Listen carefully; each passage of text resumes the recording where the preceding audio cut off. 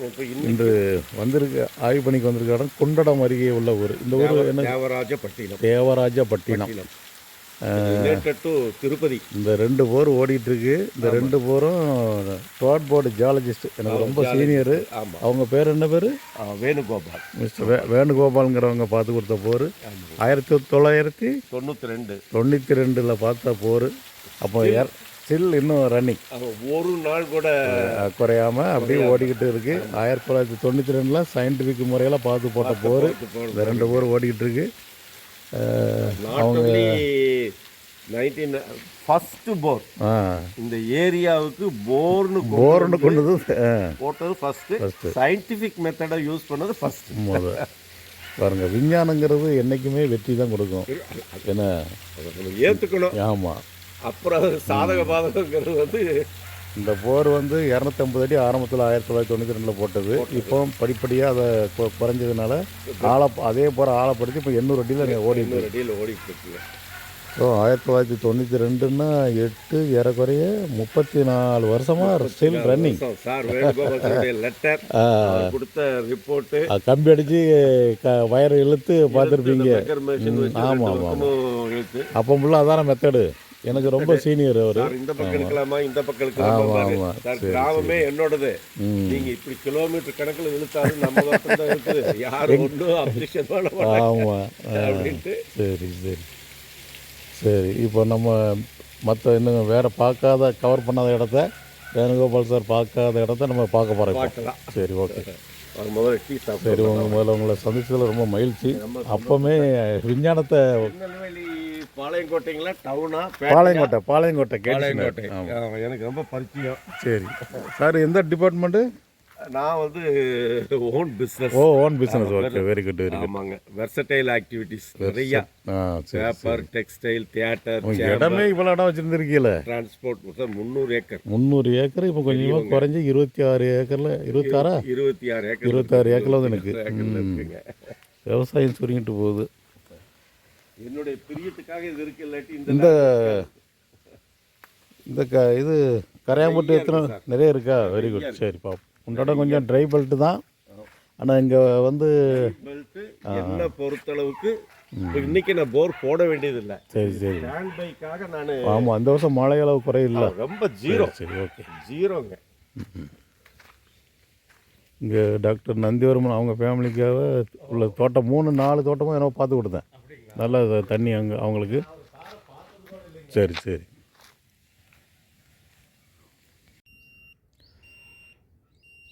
குண்டடம் என்ன ஊர் சொன்னீங்க? தேவராஜப்பட்டினம். சார் விரும்புகிற இடத்துல இது முதல் ஸ்கேனு. அதில் ஒரு பெரிய கரையாம்புட்டு இருந்திருக்கு. ட்ரௌசிங் மெத்தடில் அதில் பாயிண்ட் அவுட் பண்ணியிருக்காங்க, அப்படி தானே? இப்போ இந்த லைனில் தண்ணி இருக்கா இல்லையாங்கிறது இன்னொரு 10 நிமிஷத்துக்குள்ளே தெரிஞ்சிடும். நம்ம முன்னாடி பழைய மெத்தடு வந்து எலக்ட்ரிக்கல் ரெசிஸ்டிவிட்டி சர்வே. அவங்க பார்த்து கொடுத்தது அந்த எலக்ட்ரிக்கல் ரெசிஸ்டிவிட்டி சர்வே தான் நல்ல ப்ரூவன் டெக்னாலஜி. அது ரொம்ப டீப்பராக பார்க்க முடியாது, ஆனால் 300 அடிக்குள்ள உள்ள தண்ணி நல்லா காட்டி கொடுக்கும். இது வந்து மின்காந்த அலை மூலம் ஸ்கேன் பண்ணி அப்படியே ரிப்போர்ட்டை கையில் கொடுத்துரும். அதை பார்த்த உடனே உங்களுக்கு தெரியும் தண்ணி இருக்கா இல்லையாங்கிறது. உட்காந்து 2 hours ஒர்க் அவுட் பண்ணுவார். ஆமாம், அது ரொம்ப பாடாக. ஆமாம், சரி உட்காந்து நீட்டாக ஒர்க் அவுட் பண்ணி பேப்பரில் எல்லாம் மெஷர்மெண்ட் எடுத்துங்க, கிராஃப் போட்டு எல்லாம் பண்ணுவாங்க. ஆமாம், அது கிராஃப் போடணும், உட்காந்து பொறுமையாக பார்க்க வேண்டிய வேலை. இது உடனே தெரிஞ்சிடும். ஆமாம், இது ஒரு 2.5 வருஷமாக இதை இது பண்ணுறேன். நல்ல சக்ஸஸ் ஆகுது. சந்தோஷம். இது பக்கத்தில் பைப்லைன் மட்டும் இது இல்லாமல் மட்டும் பார்க்கணும். இங்கிட்ட ஒரு 30 அடி, இங்கே ஒரு 30 அடி பேரலாக எதுவும் பைப்லைன் கிடையாது. இல்லை, இதில் பைப்லைன் இருக்குன்னா தண்ணி இருக்காது. அப்படியா? இது நம்ம ட்ரிப் லைன் இருக்கு. Trip pipe line. நம்ம ட்ரிப்பு இப்போ மோட்டார் ஓடினா தான் இங்கே தண்ணி வரும். அப்போ இதில் தண்ணி, இதில் ஒரு பைப்லைன் கிடக்குண்ணே. பைப்லைன்.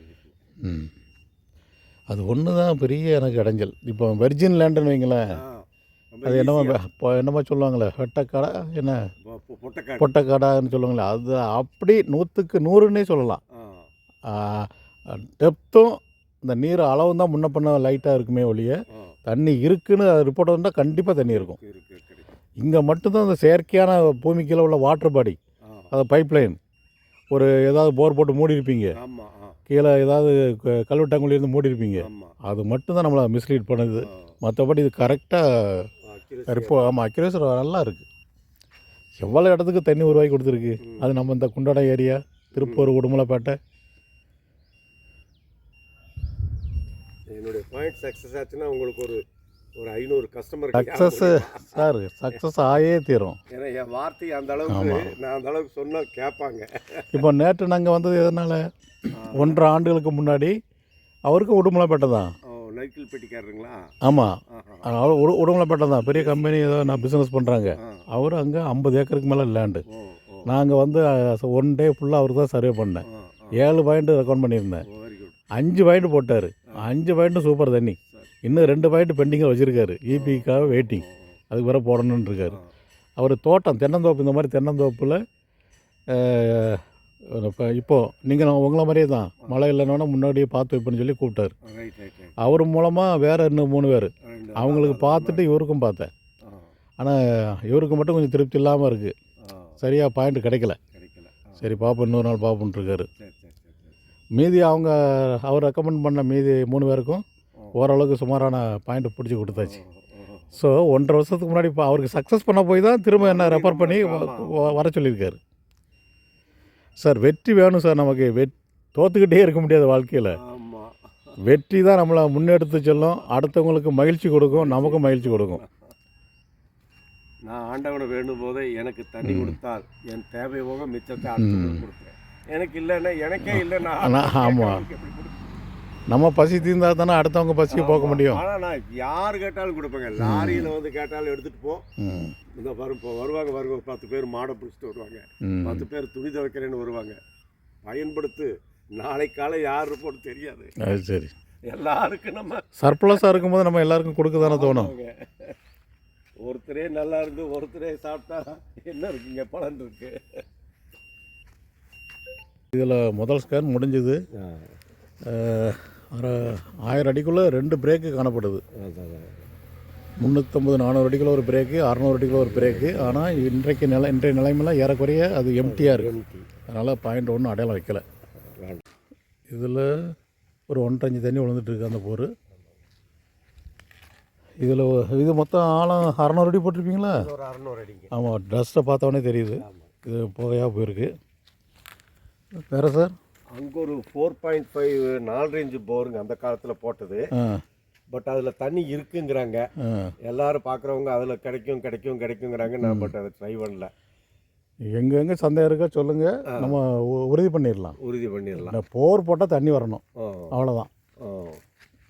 பாயிண்ட்டை பார்த்து வந்துடலாம். சரி. இதுக்கு பக்கத்துலேயே அது இருக்கிற ஒரு கால் அது இது ஷேர் ஆகுமா என்னமோ. கண்டிப்பாக பக்கத்தில் வேண்டாம். வேண்டாம். அதனால தான் அதுக்கு ஓடிக்கிட்டு இருக்கிற போரை நம்ம டிஸ்டர்ப் பண்ண வேண்டாம். இது வேறு ஒரு இடத்துல 2வது ஸ்கேன் நடந்துகிட்ருக்கு. வடக்க வந்து டிரான்ஸ்மிட்டர் கருவி இருக்குது. இப்போது இதை நாங்கள் ஏன் இந்த இடத்த 2வது ஸ்கேன் பண்ணுறோம்னா, அது பக்கத்தில் ஒரு 300 அடி ஆழ 4.5 இன்ச் டயா போர்வெல் போட்டு மூடி இருக்குது. பயன்பாட்டில் இப்போ இல்லை. ஒரு வேப்பங்குச்சி சுற்றுற ஆள் அதுக்கு நேராக ஏறக்குறைய கிழக்கில் ஒரு பாயிண்ட் அடையாளம் வச்சுருக்காரு.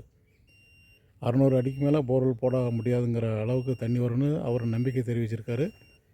அந்த நம்பிக்கை உறுதி பண்ணுறதுக்காக இந்த ஸ்கேன் நடந்துகிட்ருக்கு. 350 மீட்டர் ஆழத்துக்கு ஸ்கேன் நடந்துகிட்ருக்கு.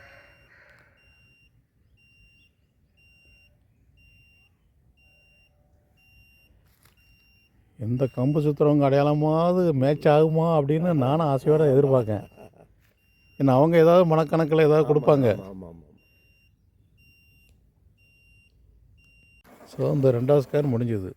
இதில் வந்து ஒரு 500-550 அடிக்குள்ளே ஒரு பிளவு இருக்குது. அது இன்றைக்கி நிலைமையில் ஏறக்குறைய ட்ரை. போர்வெல் போடும்போது ஒரு ஈரம் சகதி வரும். ஆனால் எதிர்பார்த்த அளவுக்கு பொங்கிலாம் வழியாது, தண்ணி இல்லை. இன்றைக்கி ஒரு பிரேக்கு அது ஈரம் சகதி மட்டும் கொடுக்கும்.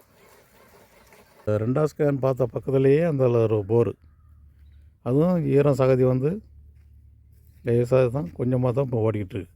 இன்றைக்குள்ள நிலமாக தான் இந்த இதில் ஒரு கரையாம்பட்டு இருக்குது.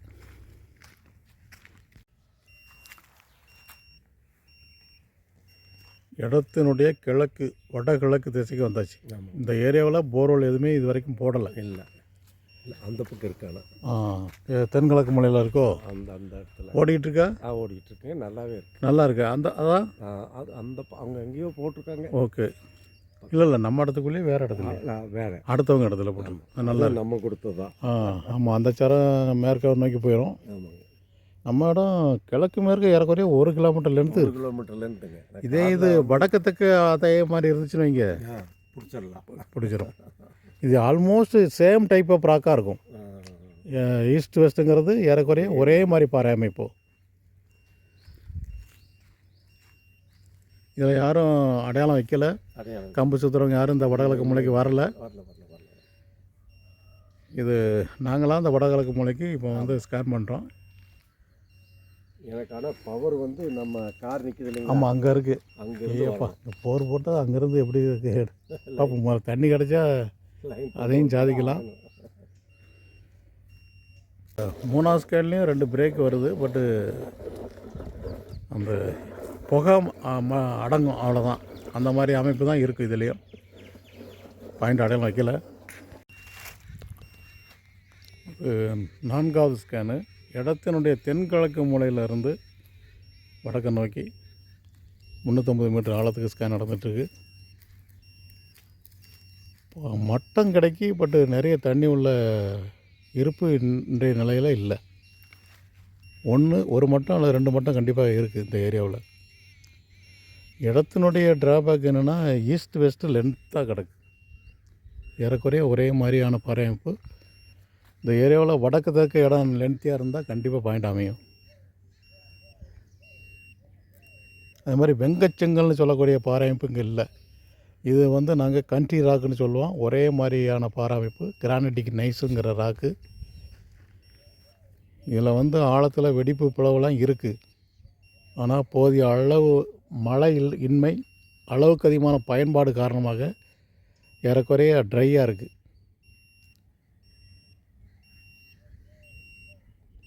தென்கிழக்கு மூலையிலிருந்து ஆய்வு பண்ணி செஞ்ச 4ஆவது ஸ்கேனில் இந்த இடம் அடையாளம் வந்திருக்கு. 100 மீட்ரு ஆழத்துக்குள்ளே, அதாவது 80 அடி ஆழத்துலேருந்து அதிகப்படி 400 அடி ஆழத்துக்குள்ளே ஒரு வாட்டர் பாடி இருக்குது.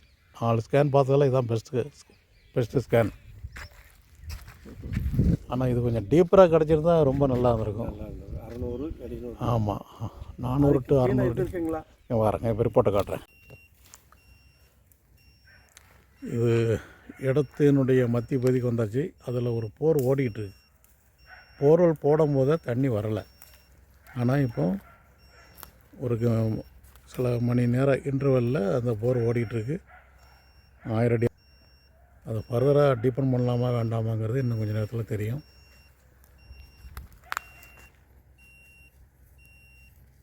இந்த 5ஆவது ஸ்கேன் கணக்கு பண்ணி பார்க்கும்போது கரெக்டாக அந்த போர்வெல்லில் காட்டுது. 460 அடியிலேருந்து 600 அடிக்குள்ள இந்த பிரேக், நல்ல பிரேக். ஆனால் சுமாரான ஈல்டு இதில்.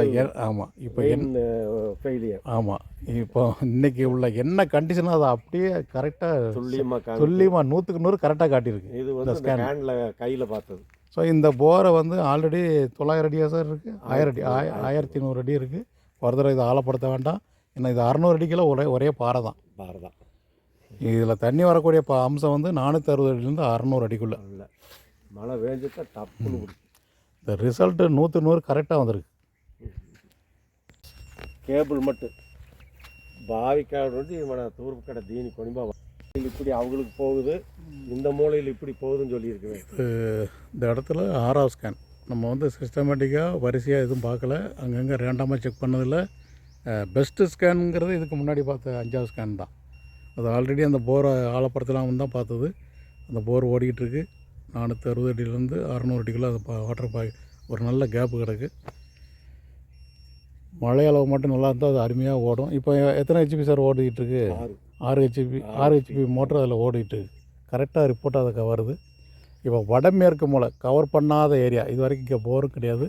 இந்த வடமேற்கில் இருந்து இப்போ ஸ்கேன் ஆரம்பிச்சிருக்கோம். இது 6ஆவது ஸ்கேன் நடந்துகிட்ருக்கு. டிரான்ஸ்மிட்டர் கருவி வடமேற்கு மூலையில் இருக்குது. இது 400 மீட்டர் ஆழத்துக்கு 4 போர் 5 போர் ஓடும். அவருக்கு ஓடுதா? இங்கே ஓடுதா? அதுக்கு நேரம் இவருக்கு அந்த போட்டு வரலன்னா வரல. ஜோசியம் பார்த்து தொடங்கினதில்லை. நல்ல நாள் இது வடமேற்கில் இருந்து தென்மேற்கு நோக்கி இது 2வது ஸ்கேன். இந்த வடமேற்கு பார்த்த அந்த 6வது ஸ்கேனில் ஒரு பாயிண்ட் அடையாளம் வச்சுருக்கோம். அது 600 அடிக்குள்ளே ஒரு பாறை பிரேக் ஆகிற மாதிரி ஒரு ஏறக்குறைய சும்மா நல்ல பிரேக் ஒன்று காணப்படுது. அது அடையாளம் வச்சுருக்கோம். எனக்கு ஒருத்தர் அதனுடைய தொடர்ச்சியாக தெற்கு நோக்கி இது 7வது ஸ்கேன் நடந்துகிட்ருக்கு. 400 மீட்டர் ஆழத்துக்கு ஸ்கேன் நடந்துகிட்ருக்கு. 10 லட்ச ரூபா பந்தயம் இல்லை.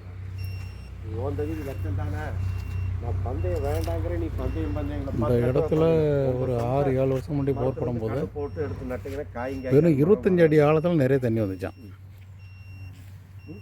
800 அடி போட்டிருக்காங்க இப்போதைக்கு. ஆனால் பயன்பாட்டில் இல்லை. எல்லாமே சிறுசாக இருக்கிற கண்டு பூராமே நம்ம நட்டு நம்ம